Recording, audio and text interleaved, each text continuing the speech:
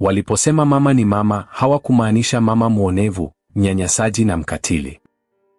Neema alikuwa mtoto wa pekee wa mama yake mzazi, Bi Asha, ambaye alifariki dunia baada ya kuugua kwa muda mrefu. Maisha yalibadilika ghafla pale baba yake, Musa, alipoa mwanamke mwingine, Janet.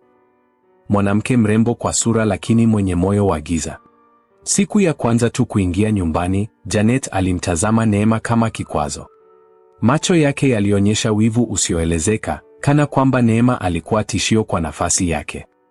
Lakini mbele ya Musa, alikuwa mpole, akicheka na kumbembeleza Neema kama malaika wa mbinguni.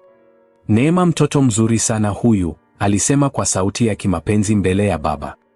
Nitamtunza kama mwanangu mwenyewe. Lakini maneno hayo hayakuwahi kutimia. Mara tu baba alipokuwa hayupo nyumbani, sura ya Janet ilibadilika. Neema alipigwa, alifanywa